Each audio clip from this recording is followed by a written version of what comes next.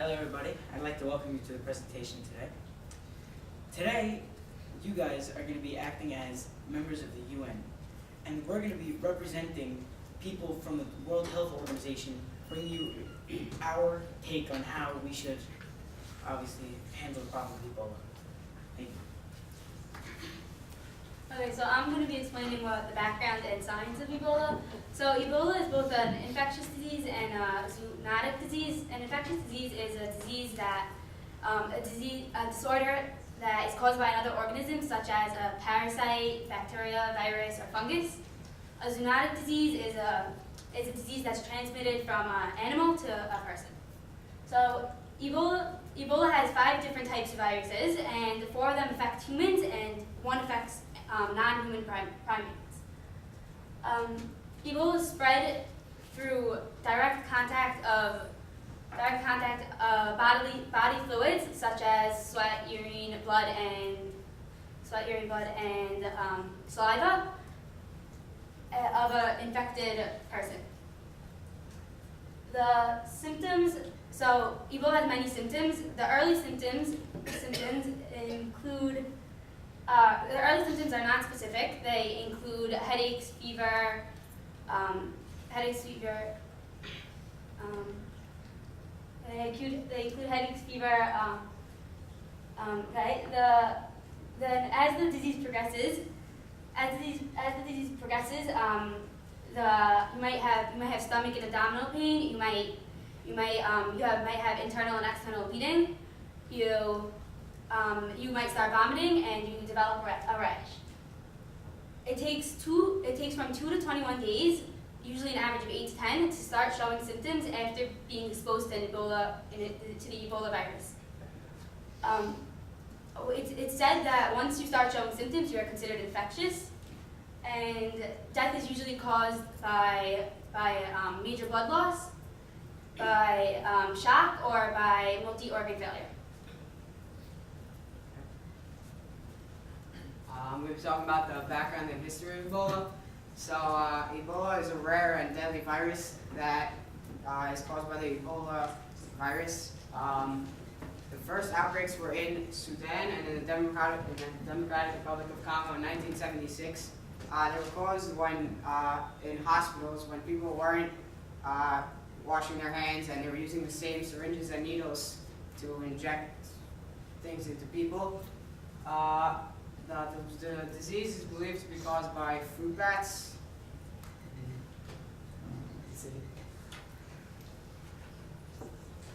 Okay, so the Ebola virus disease first appeared in 1976 in Zaire, Africa, in 2 simultaneous outbreaks, one in Sudan and one in the Democratic Republic of Congo. Over a 48-year period, there has been 34 outbreaks across Africa. The most recent outbreak took place in March 2014. The largest and most current outbreak was found in West Africa. The Ebola is known to be very fatal and dangerous to one's life. Almost half of the cases of the Ebola viral infection in the current outbreak have resulted in death. Of the 24,282 cases in the current outbreak, 9,976 deaths were reported as of March 11, 2015. The 2014 Ebola outbreak is the largest in history, affecting many countries in West Africa, like Sierra Leone, Liberia, and Guinea. There's also a small number of cases found in Nigeria and Mali, and 1 case found in Senegal. However, these cases were contained and had no further spreadings in these countries. There were 2 imported cases in the United States, one that has traveled from Liberia to Texas and has died. The other has traveled from Guinea to the United States and has recovered.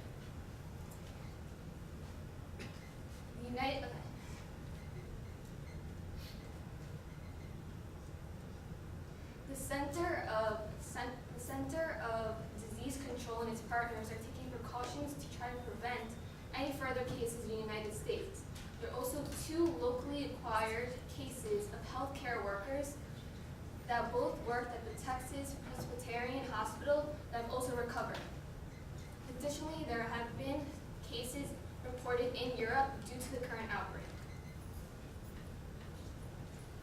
right, so here we have a graph of the cases and fatalities of the Ebola outbreak in West Africa from March 2014 to April 2015. So as you can see, at the beginning of the graph, in the beginning of 2014, there was little to no cases of Ebola. But unfortunately, as time progresses, so does the number of cases. So Sierra Leone and Liberia and Guinea, 3 countries presented on this graph, all hit their peak at around the same time. Liberia and Sierra Leone hit their peak on November 3rd, 2014, and Guinea hit it a little before that at the end of October 2014. So when Liberia hits its peak, it has 6,700 cases, and when Sierra Leone hits its peak, it has 5,100 cases. And then when Guinea hits its peak a little before that, and at the end of October of that year, it has 2,000 cases. And there's something interesting projected on this graph that pertains to Sierra Leone and Liberia. You can see that when Sierra Leone and Liberia hit their peak, the number of deaths seemed to decrease rather than increase. So when Liberia had 6,700 cases on November 3rd, 2014, it had 1,400 deaths. And when Sierra Leone had 5,100 cases, the deaths were 1,000 deaths. But I can't say the same about Guinea, because with Guinea, just as the number of cases increased, so did the number of deaths. But despite that fact, the number of deaths was still far less than the number of cases. Now here we have the most recent numbers of the Ebola outbreak from around a week and a half ago. So in Guinea, on April 20th, 2015, when Guinea had 3,159 cases. Liberia, on April 23rd, 2015, had 3,151 cases. And when Sierra Leone, on April 28, 2015, had 8,588 cases. And all these countries combined had 4,898 cases. So with Guinea and Sierra Leone, you can see that the number of deaths was much less than the number of cases. When Guinea had 3,159 cases, the number of deaths was only 1,966 deaths. And when Sierra Leone had 8,588 cases, the number of deaths was only 3,535 deaths. So this proves our point that we have the vaccine, we have the ZMapp, and it's just a matter of getting the money in order to produce the drug and administer it to the people who have Ebola and get them back on their feet and eradicate Ebola. Currently, the number of deaths have decreased since the start of the project. However, there are still deaths occurring, which still makes it an issue today. Luckily, there are experts who have developed a medicine known as ZMapp to help eradicate the Ebola virus. Unfortunately, there is a lack of funding to produce the medicine to the ones who need it. Not only is there a lack of funds and requiring the amount of money needed to produce and distribute the vaccine, but there's also a problem with producing containment after death and technology needed to indicate the people with the virus. So fast-paced is another problem. The Ebola outbreak has spread in an increase. Ebola has spread very quickly since it started, and it's continuing to increase. So therefore, we have to contain the disease. The lack of awareness. People are unaware of how Ebola is. People think, oh, it doesn't affect me, so I don't really care. But we have to educate the world as a whole, and we have to teach them that what Ebola is and how it can affect them eventually if we don't stop it from spreading. And then also doctors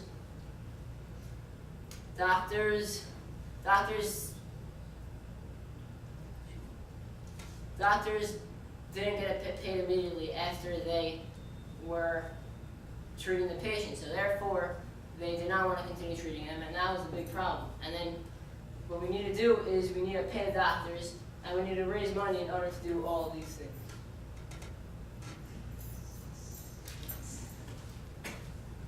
Okay, so since the advent of the Ebola breakout, we have come up with a couple of solutions to solve this issue. In order to follow through with these solutions and put them into effect, we need to gain your approval. We acknowledge the fact that the UN takes years legislation takes years to pass. Therefore, we are reaching out to gain your support as well as other countries' support for our solution. It is with your support and monetary support that we will be able to take this world out of this predicament. Okay, so first we're going to have non-financial based awareness, where we basically have celebrities raise awareness through social media. So we could have like an Ebola challenge or a hashtag Ebola contest on Instagram or Snapchat Live Story on Snapchat. To raise awareness. These are all to raise awareness. Then we're also going to have financial based awareness and like a fundraiser through a worldwide concert. And basically, the concert's going to be broadcasted to the whole world through TV and radio. So all the commercials and ads on TV or on the radio or at the concert itself are going to be about Ebola and to raise awareness for Ebola.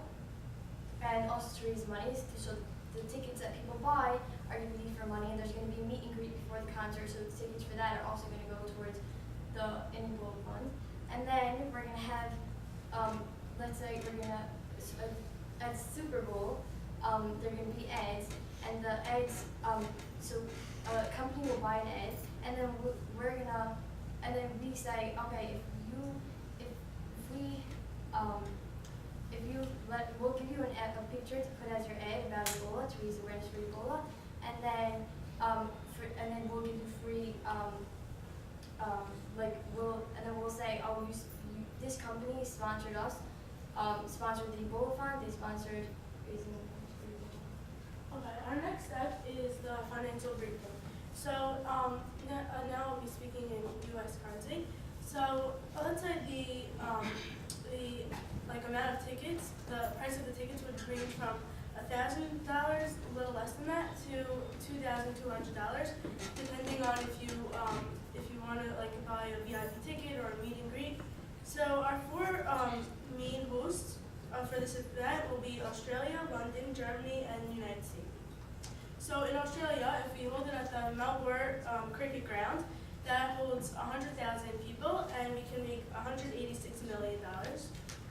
In London, if we hold it at the Wembley Stadium, which holds 90,000 people, we can make $150 million, approximately.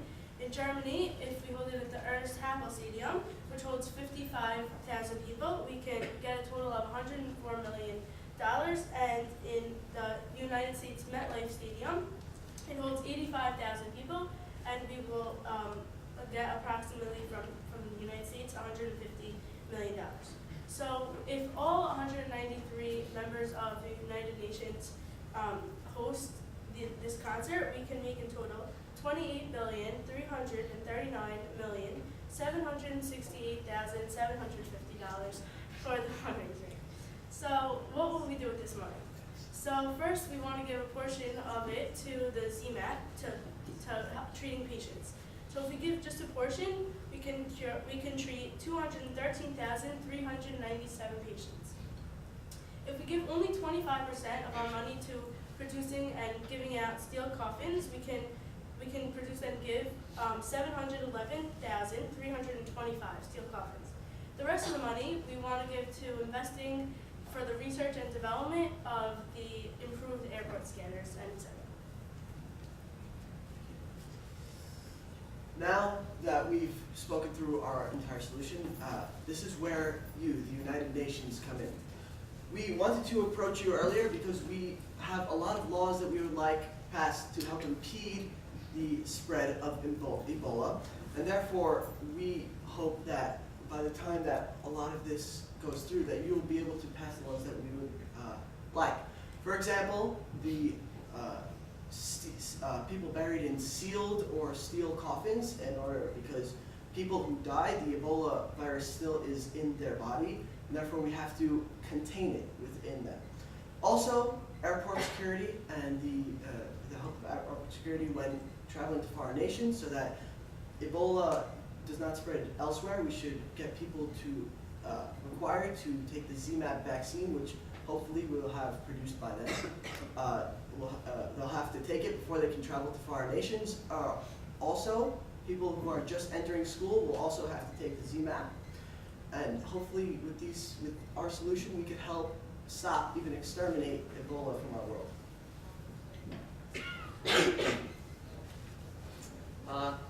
part of this project was that we were able to collaborate with everyone. First, the 9th graders collaborated with the 9th graders, and the 10th graders collaborated with the 10th graders. And we each worked on our own part of the solution. And at the end, we came and we tried to create one big solution.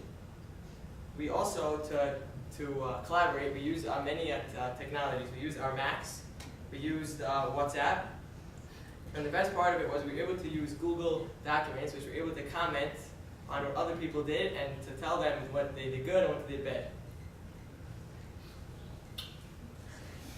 Okay, so internationally, we tried to collaborate with China and Ecuador, talking about the problems of Ebola and the solutions we need in order to prevent Ebola.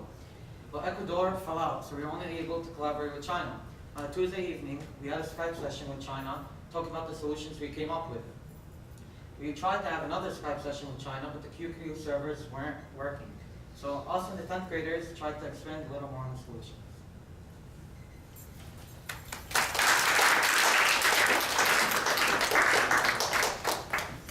Alright, so our Q&A session will begin. So our Q&A experts, if you could line up.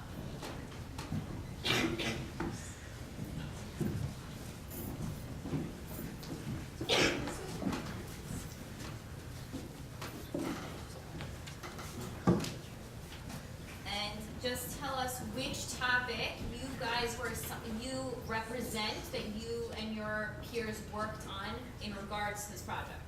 Technology, environmental, Economic, social, and medical. Educational, legislative. political. So you're opening the floor up to you if you have any specific questions about the topic, the disease, their solution. Okay, so I'd be more interested in what are some of the types of law that you would need passed in order to facilitate your solution? Alright, so a couple of laws we need to get passed would be to have the vaccine passed and to make it happen that everyone would have to get this vaccine. And another law that we are trying to make happen is in airports to put into every airport a machine, like the scanning machine that you walk through every airport, but that also comes with the technology to be able to detect the disease and Ebola. Thank you.